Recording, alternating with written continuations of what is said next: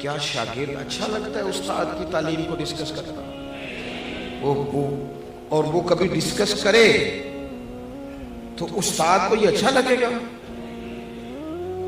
یہ آپ کسی بھی مہذب معاشرے میں کبھی یہ کام کر کے دیکھیں، یہ تکلیف کا باعث ہے۔ لیکن میں کس طرح یہ بات عرض کروں کہ لوگ امتی ہو کے نبی پاک کا علم شریف ڈسکس کرتے ہیں، وہ لے کے بیٹھے ہیں اپنے پاس کاغذ قلم اور لے کے بیٹھے ہیں حدود اربع کہ ہم بتائیں گے اتنا تھا اتنا نہیں تھا۔ یہ شکوک پیدا کیے گئے، شکوک کمزور کرنے کی کوشش کی گئی تاکہ کسی طریقے سے جتنی چیزیں آج دنیا میں لانچ کی گئی ہیں یہ صرف شکوک پیدا کرنے کے لیے، تاکہ خالی ذہن لوگوں کے دلوں میں، آپ مانے نہ مانے، میں جتنے لوگوں سے ملتا ہوں میں تجربے سے کہہ سکتا ہوں کہ ایک بڑا طبقہ ایسا ہے جسے صرف مشکوک بنایا گیا ہے، جسے صرف ڈسٹرب کیا گیا ہے ذہنی طور پر۔ وہ لوگ جو بڑے محبت سے، بڑے شوق سے کوئی درود شریف پڑھ رہے تھے، انہیں آگے کہا گیا یہ والا تو پڑھنا ہی نہیں چاہیے، وہ کب سے پڑھ رہا تھا، مشکوک کرنے کی سازش کی گئی۔ اسی طرح سے ایک بندہ مرزا غلام قادیانی، اچھا اعلیٰ حضرت نے جہاں بھی لکھا ہے غلام احمد قادیانی نے لکھا، مرزا غلام قادیانی، بس اس کو تیار کیا گیا۔ آپ دیکھیں کیسا بیوقوف آدمی لانچ کیا گیا مارکیٹ میں۔ وہ آیا پہلے سادھو بن کے، وہ ہم دم کرانے بھی تو جس کے مرضی پاس چلے جاتے ہیں نا، یہ بھی کوئی کرائیٹیریا نہیں جی، یعنی وہ بابا جی سادے ہیں جی، کیوں سادے ہیں؟ کہتے ہیں نہائے نہیں مہینہ ہو گیا۔ میں نے کہا سادہ ہونا اور گندا ہونا ان میں فرق ہے۔ سادہ تو وہ شخص ہوتا ہے جس کو کوئی مہنگے کپڑوں کا شوق نہ ہو، کوئی مطلب اسے پروٹوکول کا شوق نہ ہو۔ سادگی کا کیا مطلب ہے کہ بندہ منہ نہ دھوئے؟ یہ کہاں کی سادگی ہے؟ تو پہلے کبھی وہ سادھو بن کے آیا، کبھی کچھ بن کے آیا، پھر اس نے نا چونکہ باقاعدہ وظیفہ خور تھا، اس نے پھر عجیب و غریب دعوے شروع کیے۔ اس نے کہا معاذ اللہ میں نبی ہوں، اور آپ کو بتاؤں یہ علماء کے لیے بات انوکھی نہیں تھی، کیونکہ رسول کریم نے فرما دیا تھا، محبوب نے پہلے ہی سمجھا دیا تھا، فرمایا 30 جھوٹے لوگ ہوں گے جو دعوی نبوت کریں گے، اور 2 تو حضور کے ظاہری زمانے میں ہی آ گئے، ظاہری زمانے میں آ گئے۔ تو یہ حضور نے، اب اس نے کیا کیا؟ اس نے کہا میں نبی ہوں، پھر عجیب و غریب تعویلات کرنے لگا۔ وہ لوگ ڈھونڈ ڈھونڈ کے لاتے ہیں نا چیزیں اپنی مرضی کی، آپ جس کے پاس بھی جائیں وہ دلیل رکھتا ہے، جس کے پاس بھی جائیں وہ کوئی نہ کوئی اس کے پاس کہانی ہوتی ہے، سٹوری ہوتی ہے۔ وہ تو ابو جہل بھی کہا کرتا تھا کہ دیکھو جی اچھے بھلے رہ رہے تھے، اور یہ انہوں نے ایک بھائی کلمہ پڑھ گیا، دوسرا پڑھتا نہیں، گھر میں لڑائی شروع ہو گئی۔ کہانی تو اس کے پاس بھی تھی نا۔ وہ یہ بھی کہتا تھا دیکھو جی ہمارے باپ دادا کو کہتے ہیں وہ گمراہ تھے، حالانکہ وہ تھے گمراہ۔ تو کہانی تو کوئی نہ کوئی اپنے دفاع کے لیے سب نے بنائی ہوئی ہوتی ہے معاذ اللہ۔ اس نے جب کہا میں نبی ہوں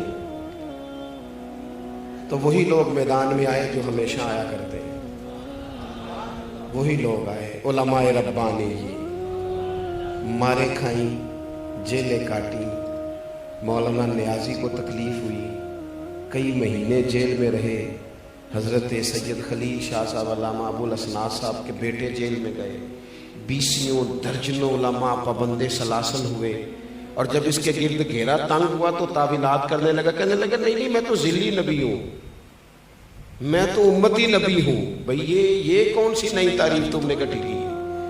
اپنے لوگوں کو سمجھانے کے لیے، قائل کرنے کے لیے، آپ میری بات کو سمجھیں اچھے طریقے سے۔ ایک بڑی عجیب بات ہے دنیا کے اندر کہ لوگ کہتے ہیں یار یہ تو ان کے گھر کا آدمی ہے، یہ گھر کا آدمی آ کے یہ بات کہہ رہا ہے تو یہ تو نہیں غلط کہہ رہا ہوگا۔ ان لوگوں نے یہ کیا کہ اسلام کا لبادہ اوڑھ کے جب یہ کہنا شروع کر دیا نا کہ حضور آخری نبی نہیں، معاذ اللہ، تو انہوں نے ایک دروازہ کھولنا چاہا، ایک نیا شک پیدا کرنا چاہا۔ وہ جو امت حضور سے وابستہ ہو گئی تھی پوری طرح، ان کے ذہنوں کو منتشر کرنا چاہا، ایک نیا دروازہ، تاکہ جس کا جی چاہے وہ اندر آ جائے، جس کا جی چاہے وہ اندر آ جائے۔ اب ضروری تھا کہ ان لوگوں کی علماء نے حکم شرعی بیان کر دیا تھا، اعلیٰ حضرت نے بہت پہلے لکھ دیا تھا کہ یہ کافر ہے بلکہ مرتد ہے، اور فاضل بریلوی نے یہ فتویٰ دیا کہ جو اس کے کفر میں شک کرے، آپ کی توجہ ہے میری بات پر، جو ان کے کفر میں وہ بھی کافر ہے۔ اس لیے کہ جس طرح اعلیٰ حضرت فرماتے ہیں جس طرح اللہ کو اللہ ماننا، صمد ماننا، بے نیاز ماننا، لم یلد ولم یولد ماننا ضروری ہے، یہ جملے ہیں، فرماتے ہیں اسی طریقے سے نبی پاک کو آخری نبی ماننا بھی ضروری ہے۔ اور جو آیت میں نے قرآن مجید کی پڑھی، ما کان محمد ابا احد من رجالکم ولکن رسول اللہ وخاتم النبیین، فرمایا محمد صلی اللہ تعالی علیہ وسلم مردوں میں سے کسی کے باپ نہیں، ہاں وہ اللہ کے رسول ہیں اور نبیوں میں سب سے آخری ہیں۔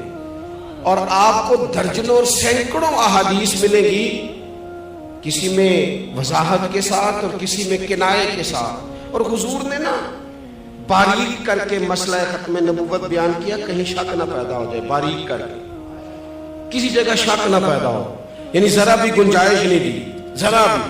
فرمایا میرے بعد اگر نبی ہوتے تو عمر بن خطاب ہوتے، اور ساتھ ہی فرما دیا ہوں میں آخری نبی، میرے بعد ہوگا کوئی بھی نہیں۔ یہاں تک بھی اگر بات ہو جاتی تو سمجھ میں آتی تھی، لیکن وہ جو اگر کوئی تھوڑی سی گنجائش نکالنا چاہے تو بند کیا وہ دروازہ۔ نبی پاک علیہ السلام نے حضرت مولا علی شیر خدا سے فرمایا تم میرے لیے اسی طرح ہو جس طرح حضرت موسیٰ علیہ السلام کے ساتھ حضرت ہارون علیہ السلام ان کے بھائی تھے، کیونکہ حضرت ہارون بھی نبی تھے، حضرت موسیٰ بھی نبی تھے۔ اب محبوب کریم نے اس دروازے کو فوراً بند کیا۔ یہاں تک بھی بات ہو جاتی تو امت سمجھ جاتی کہ یہ بھائی بھائی کی تمثیل ہے۔ حضور نے ایک اور مقام پہ بھی کہا لی میرے بھائی ہیں دنیا اور آخرت میں، لیکن حضور نے انہیں کہا ہے، انہوں نے نہیں کہا نبی پاک کو کہ بھائی ہیں، انہوں نے جب بھی کہا یا رسول اللہ ہی کہا ہے۔ نبی پاک صلی اللہ تعالیٰ علیہ وآلہ وسلم نے کہا میرے لیے علی اسی طرح ہے جس طرح حضرت موسیٰ کے لیے ہارون تھے، لیکن ساتھ ہی پھر وضاحت کی، پر میں یہ یاد رکھنا میرے بعد نبی کوئی نہیں۔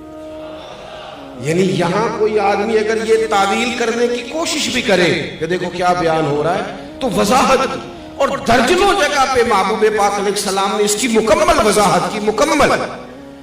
اب مرزا قادیانی جب میدان میں آ گیا تو یہ جو ہمارے ہوتے ہیں نا سیاسی زعماء، یہ جو لوگ جو پارٹیاں الیکشن میں آتی ہیں،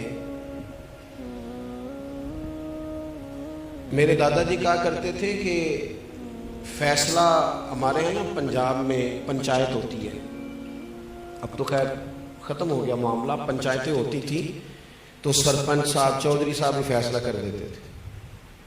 تو دادا جان فرمایا کرتے تھے کہ جو چودھری اور جو سرپنچ الیکشن لڑنے لگتا تھا پھر ہم اس سے فیصلہ نہیں کراتے تھے، اس لیے کہ اس نے دونوں پارٹیوں سے ووٹ لے لیا، وہ کسی کو ناراض کرنے کی کوشش ہے، اس کے ووٹ کم ہو جاتے تھے۔